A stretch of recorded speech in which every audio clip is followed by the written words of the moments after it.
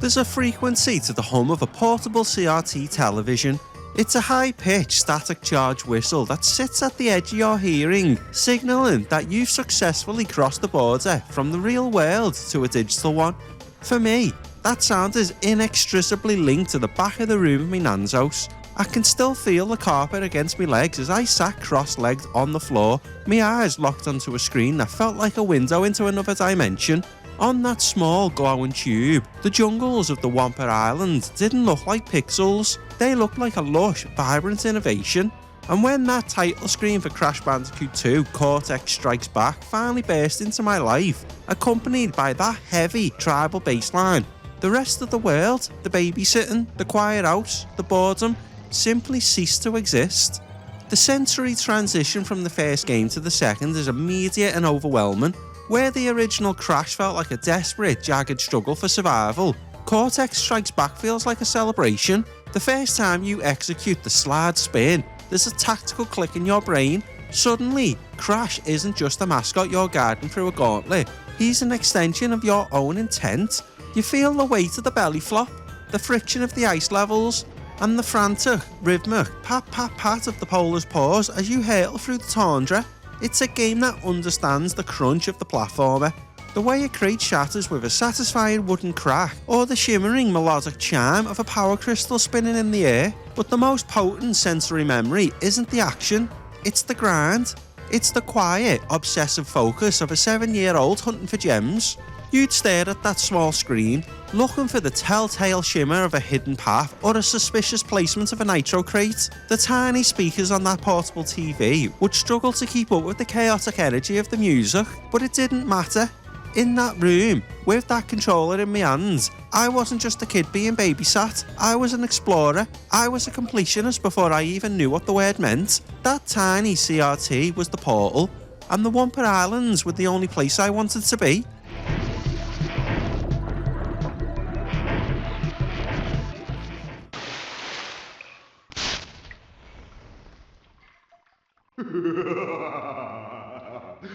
Crystals. Of course. Welcome to the PSX Index. I'm Parasine, and this is the show where I play and document all 1,278 PS1 games released across North America. Today, we are hitting a milestone that feels like a homecoming. This is entry 56, Crash Bandicoot 2 Cortex Strikes Back. If you cast your minds back to entry 5, we looked at the birth of the Bandicoot. That first game was a revolutionary piece of software, but it was also a brutal, uncompromising experience. It was the game that introduced us to the hallway platformer, but it did so with a save system that felt like it was actively trying to ruin your week. Today, however, we are looking at the moment Naughty Dog stopped trying to survive the 3D transition and started mastering it. Released only a year after the original, Cortex Strikes Back is the gold standard of what a sequel should be. It took every rough edge of the 1996 debut and sanded it down until it's shown. Stepping back into this world for entry 56 is a completely different vibe than the time with VR Missions or the Extreme Trilogy. This isn't just a technical curiosity or a piece of 90s junk food. This is my childhood in its purest, most concentrated form. This is the game that lived in that small portable CRT at my nan's house. The game that taught me the discipline of the gem grind. In many ways, this project, the goal to play 1,278 games and document them, was born from the obsession I developed right here. Staring at the screen, convinced there was a secret hidden behind every single nitro crate. We've moved past the experimental phase of the PlayStation's life. By the time this game hit shelves in late 1997, the console had found its identity, and Crash was its undisputed king. We are 56 games deep into the index now, and while we've seen some incredible highs and some truly baffling lows, Crash 2 stands as a reminder of why we fell in love with the grey box in the first place. The warp room is open, the crystals are waiting, and for the first time in 50 entries, I'm not just playing for the index, I'm playing for that 7-year-old sat on my nan's carpet. To reach full power, we need not only your master crystal, but also the remaining 25 slave crystals from the surface. How do you expect to retrieve them when we don't have any earthbound operatives left? You fool! Do you think I'm unaware of the situation? If we don't have any friends left on the surface, then we need to find an enemy. In the world of entertainment, the sophomore slump is a terrifying real phenomenon. You put your entire life's work into the first outing, and you're expected to do it all again, but better, in a fraction of time. When Naughty Dog sat down to build Cortex Strikes Back, they weren't just fighting the clock, they were fighting the limitations of the hardware they had already pushed to the brink in 1996. The easy move would have been to release Crash 1.5, more islands, a few more crates, and the same rigid progression. Instead, they performed a total mechanical overhaul. They looked at the friction points of Entry 5 and decided that for Crash to survive the late 90s, he needed to stop being a victim of his environment and start being the master of it. The most immediate defiance of that slump is the removal of the map screen. In the first game, you were a passenger on a linear rail. You moved from the beach to the jungle to the temple because the game told you to. In Crash 2, the introduction to the warp room changed the power dynamic between the game and the player. Suddenly, I wasn't just following a path, I was choosing my own adventure. If an ice level was giving a 7-year-old me a hard time at my nan's house, I could simply walk to the next portal and try the jungle trek instead. This wasn't just a UI change, it was a psychological shift. It made the game feel fast, modern, and most importantly, fair. Welcome. I apologize for the crude means used to bring you here, but I rather expect a written invitation would have been turned down. I need your help. Naughty Dog also leaned into a more confident tone. The story didn't just feel like a save the girl trope anymore. By bringing Cortex back as a Fox ally, they added a layer of comedic irony that the first game lacked. They were subverting expectations at every turn. They knew that we knew Cortex was the villain, yet we were forced to play along. This kind of self-aware storytelling was rare for a mascot platformer. It signalled that Naughty Dog knew exactly what they had on their hands. They weren't just making a kids game anymore, they were building a franchise with a personality that could rival the biggest names in the industry.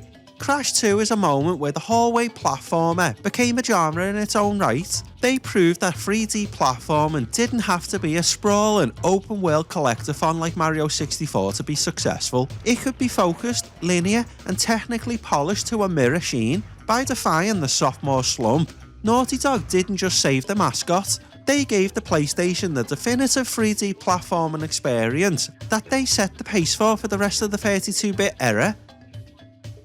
At 22:16 hours, we got a call that a man was acting erratically in the store. He's acting like a maniac. When we arrived on the scene, the store had been emptied of its customers because of the behavior of this gentleman. It took us a while to control the situation, and there was some frustration involved. We've had 3 incidences this week. I wouldn't go as far as to say epidemic. They're annoying.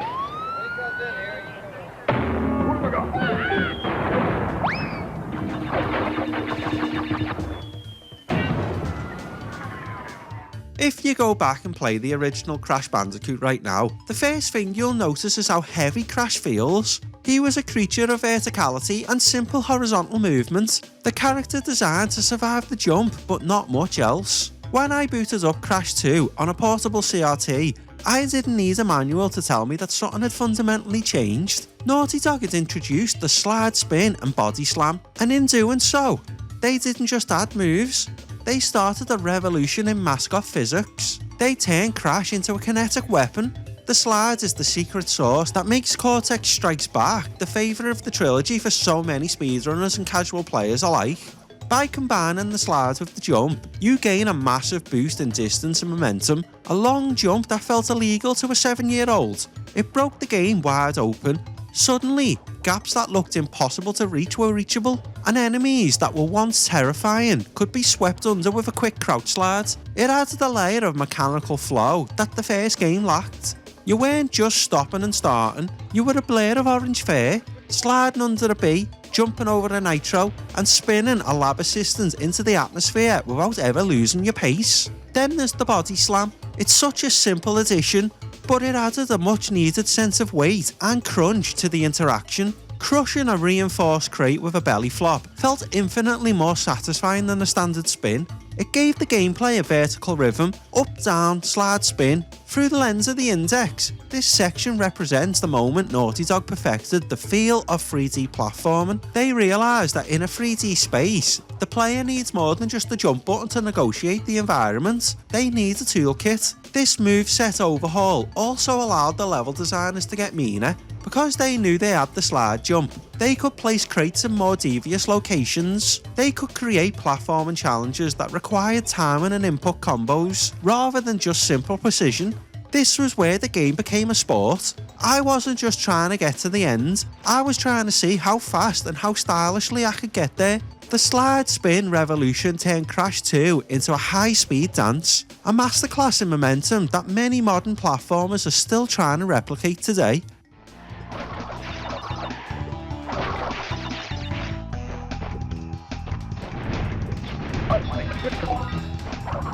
The first time I stepped into the warp room on that tiny screen, it felt like I'd been given a key to the city. In the original game, the world map was a beautiful but oppressive line. It was a journey from A to B with no room to breathe. The warp room changed everything. It replaced the island map with a high-tech centralised hub, a circular sanctuary where 5 portals stood as open invitations. This wasn't just a change in menu design, it was a complete change in shift in player agency. For a 7-year-old kid, having the power to choose which world to conquer first was a massive deal. It turned the game into a buffet of platforming flavours. This warp room philosophy solved the biggest problem in the first entry, the bottleneck. We all remember being stuck on a specific level in Crash 1, usually slippery climb, and feeling like the entire game had just come to a grinding halt. In Crash 2, if the icy physics of Snow Go are making me pull my hair out, I could just walk across the room and dive into the jungle of Turtle Woods instead. This circular design created a psychological safety net. It encouraged me to explore, knowing that I could always pivot if a certain challenge felt too steep. It made the game feel infinitely more accessible without sacrificing an ounce of its legendary difficulty. There's also something incredibly PlayStation about the warp room's aesthetic. It felt modern, sleek and industrial, a perfect fit for a console that was marketing itself as the cool alternative to the more whimsical Nintendo 64. The way the portals would materialise Crash into a level, accompanied by that digital swirl of energy, reinforced the idea that we were playing with cutting-edge technology. It turned the active level selection into a ritual. You'd stand in the middle, looking at the icons for the crystals and gems you'd collected, and you could see your progress physically manifesting in the world around you. The warp room is the moment Naughty Dog perfected the pacing of the 3D platformer. It allowed for a natural ramp up in difficulty. Once you finished 5 levels, you fought a boss, rode an elevator, and moved into the next floor. It was organised, satisfying, and it turned the gem grind into a series of manageable milestones. That elevator ride to the next floor felt like a true promotion. I wasn't just moving through a forest, I was ascending a tower of challenges, one floor at a time, until I reached the final showdown with Cortex himself.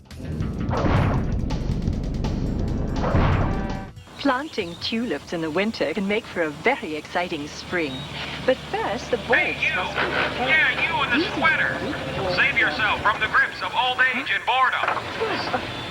Step away from the table and put the shovel down. Gardening and tulip bulbs. Boring. Yawn, yawn. Oh, somebody's pretty sassy. If Crash 1 was a jungle gym, Crash 2 was a theme park. One of the most striking things about moving from Entry 5 to Entry 56 is the sheer environmental diversity. Naughty Dog didn't just give us more levels, they gave us entirely different worlds of physics. We went from the humid, leafy canopy of the islands to the sleek, treacherous surfaces of the Arctic and the murky industrial depths of the sewers. For a kid staring at a portable CRT, the visual jump was staggering. The way the light from the sewer sludge reflected off Crash's fur, or the way the ice levels actually looked cold, shimmering with a blue, crystalline hue, felt like magic. This was the engine being pushed to its absolute breaking point. The technical wizardry behind these environments is what allowed the game to maintain its high frame rate despite the massive increase in detail. Naughty Dog were the masters of pre-rendering and visible hacking on the PS1. They knew that if the camera was fixed in a hallway, they could cram an insane amount of detail into a frame because the hardware didn't have to worry about what was behind the player. This is why the snow levels in Crash 2 look better than almost anything on the system in 1997. The fallen snow particles, the footprints left in the drifts, and the smooth reflective ice weren't just for show, they were a flex. They were showing the world that the PlayStation could handle complex environmental effects if you were smart enough to trick the silicon. But the real magic for me was the texture of the world. In the sewer levels, you could almost smell the damp concrete. There was a sense of atmosphere that the game lacked. The vibe shifted from a generic tropical island to a global high-stakes adventure. We were in space stations, we were in electronic laboratories, and we were in ruins that felt ancient and heavy. Every new environment introduced a new mechanic. Fans that blew you into the air, slick floors that messed with your momentum, or dark corridors lit only by the glow of a firefly. Naughty Dog understood that variety is the antidote of repetition. By constantly shifting the visual and the mechanical landscape, they ensured that gem grind never felt like a chore. Every floor of the warp room was a new aesthetic to master, a new set of rules to learn, and a new reason to keep your eyes glued to that small buzzing screen. They turned the hallway platformer into a gallery of technical achievements, making sure that every step forward felt like a reward in itself.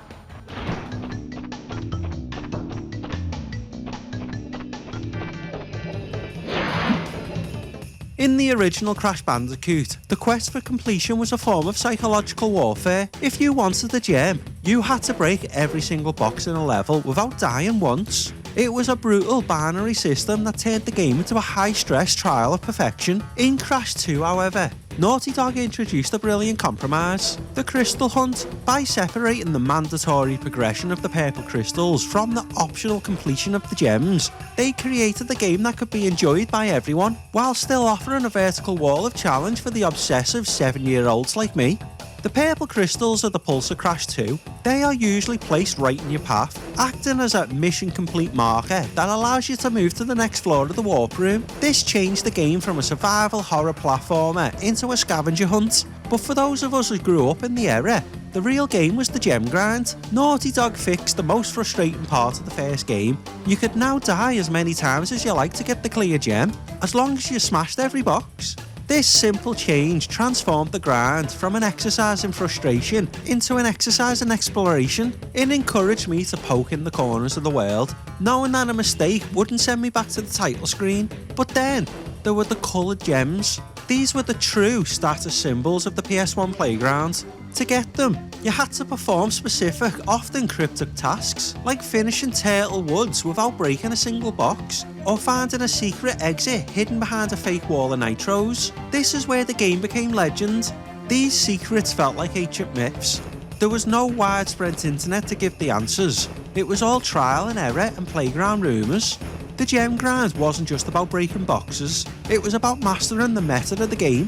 For me, that grind was a rite of passage. I remember the absolute tension of the death routes, those challenging sub-levels that only opened if you reached them without dying. The gem grind taught me patience, it taught me spatial awareness, and it solidified my love for the 100% completion screen. It turned a simple platformer into a lifelong obsession.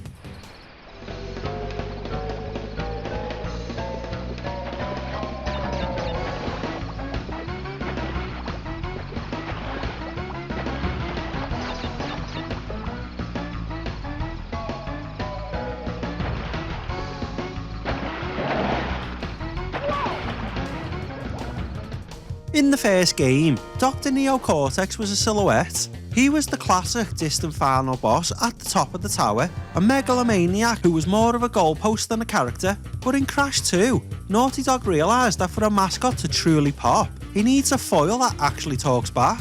This is where the franchise's personality really solidified. By trapping Cortex in a cavern and forcing him to communicate via holographic projections, the game turned him into a pathetic, desperate, and ultimately hilarious presence. He wasn't just a threat anymore, he was a nagging boss who was constantly losing his temper. The voice acting in Cortex Strikes Back is a cornerstone of the PlayStation's charm. Every time you enter a warp room, there's a chance that Cortex giant low-poly heads will appear to yell at you about crystals. These interruptions were the highlight of the session. It felt like the game was watching me. Cortex's ego was so fragile, he'd fluctuate between praising you as a valuable ally and screaming at you for being a brainless Bandicoot. It introduced a level of humour and irony that most platformers at the time were too afraid to touch. But it wasn't just Cortex. This entry introduced the Bandicoot family dynamic with the arrival of Coco. Adding a tech-savvy sister who could call out Cortex's obvious lies gave the narrative a grounding it lacked in the original game. It turned the game into a Saturday morning cartoon you could play.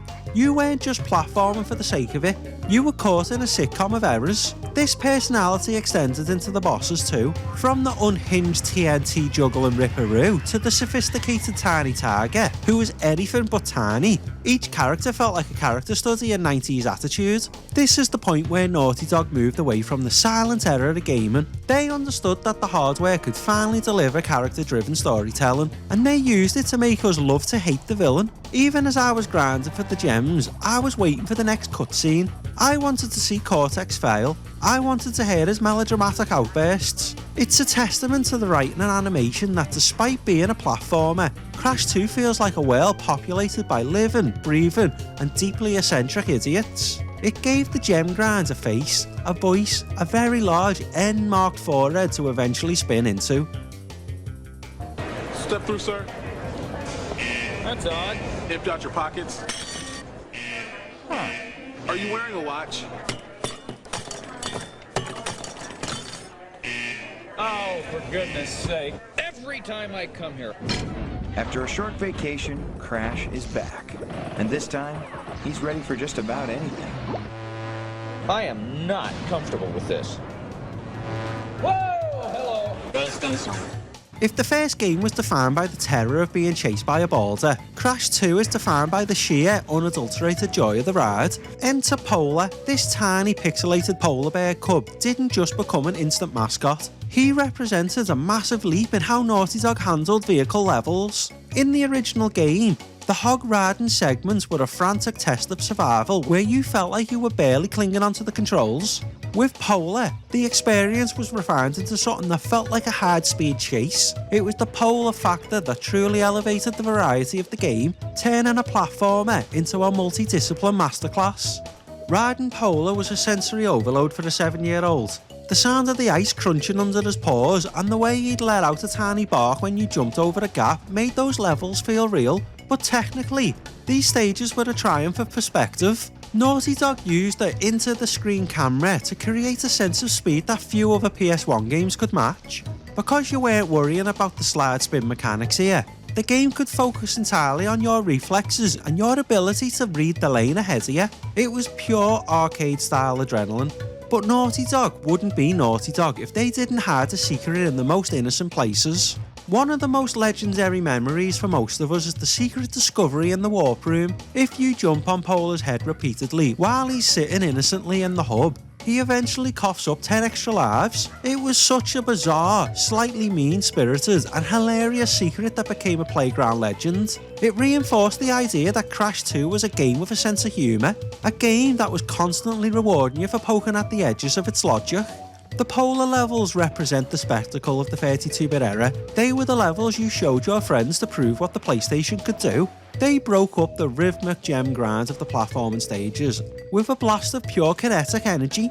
For me, sitting on that carpet, the Polar levels were the reward for the hard work. They were the moments where I could stop being a precision jumper and just be a kid on a fast bear, hurtling through a winter wonderland at 60 frames per second. It was the perfect distillation of Naughty Dog's philosophy. If it isn't fun, it isn't in the game.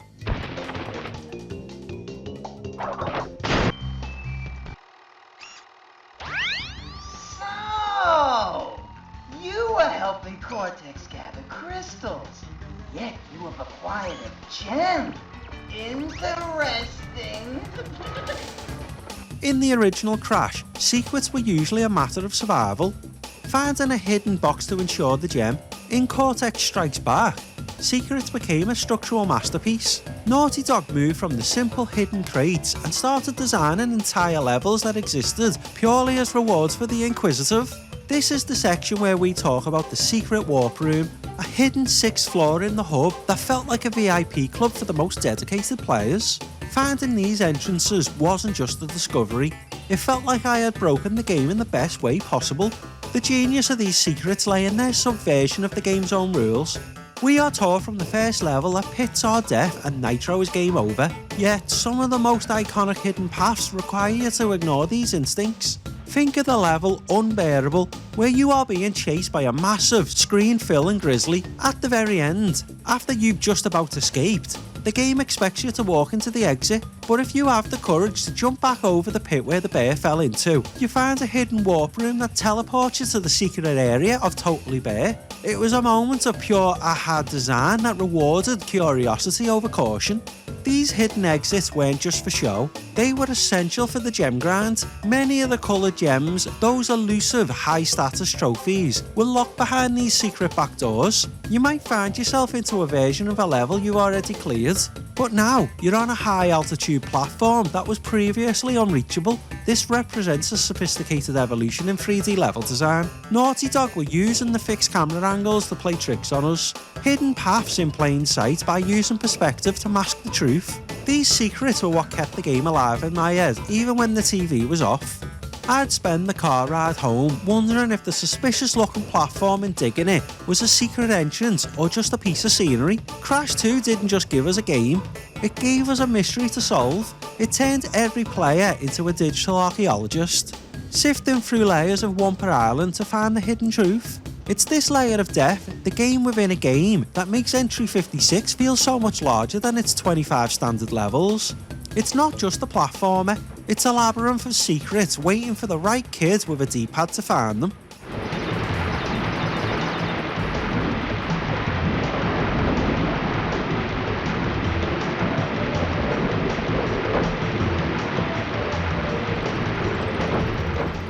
So 56 entries into the index, where does Cortex Strikes Back actually sit?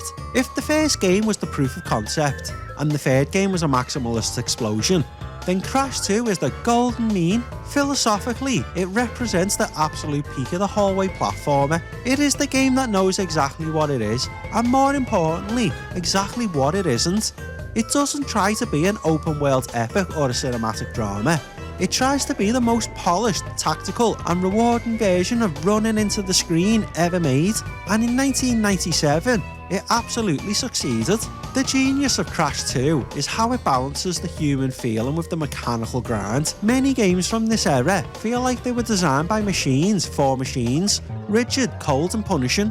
But Crash 2 feels like it was built by people who remembered what it was like to be a kid on a carpet. The death animations are hilarious rather than frustrating, the music is bouncy rather than oppressive, and the controls are responsive rather than stubborn. It's a game that wants you to win, but it demands that you earn it. It respects your time by cutting out the fluff and focusing entirely on the loop, the jump, the spin, the smash and the gems. Looking back from 2026, I realised Crash 2 taught me a lot about how I approach this index. It taught me that a sequel doesn't have to reinvent the wheel to be a masterpiece, it just needs to make the wheel spin perfectly. It's the ultimate iterative masterpiece. It proved that the PlayStation 1 wasn't just a gimmick for FMV movies, it was a serious platform for precision gameplay. For me, sitting in that back room at my nan's, this game was the first time I felt like I was getting good at something. It wasn't just luck, it was a learned skill. Through the lens of the index, Entry 56 is a rare 10 out of 10 moment for the era. It is a game that has aged with incredible grace because its beauty isn't just in its textures, it's in its math. The timing of the jumps, the placement of the crates, and the arc of the slide are all perfectly calculated to create a state of flow. It is the definitive 3D platformer for the PS1, a title that its successor, Warped, would struggle to beat because Crash 2 had already hit the bullseye. It remains my favourite platformer, not just because of the nostalgia, but because it's quite simply a flawless piece of software. It is the heart of the PS1 library, beaten with the energy of 1,000 Wumpa fruits. Crash Bandicoot 2 Cortex Strikes Back isn't just a sequel, it's the moment the PlayStation 1 found its pulse. They took the raw, jagged potential of Entry 5 and refined it into something so smooth, so tactical, and so inherently fun that it made the rest of the industry look like they were still playing in the dirt. Documenting this game has been a trip back to that portable CRT in the back of the room at my nan's house. A reminder that while technology moves on, the feeling of a perfect jump is timeless. It's the definitive platformer for the console, and for many of us, it's the definitive memory of 1997. It's been a blast of colour, crates and Wampa fruit, but the Index is a cold mistress. We've had our fun in the sun, and now it's time to move from the romantic to the administrative. We are about to trade the lush jungles for the polished hardwood of the NBA, and we aren't just doing it for one game. We're doing all of them. 56 games down, 1,222 games to go. In our next episode, we are performing a massive, systematic sweep of one of the most dominant sports franchises in history. We are tackling the entire NBA Live run on the PlayStation 1, from the sprite-based beginnings of NBA Live 96 to the sunset years of NBA Live 2003. We are converting 8 games in one go. It's a giant march through rosters, menu music, and the incremental evolution of the ES Sports engine. It's time to put a massive dent in the number. We're moving from entry 57 all the way to 64. Grab your jersey and find your place on the court. The EA Sports era begins next time on the PSX Index. Let's see if I can rack up some points.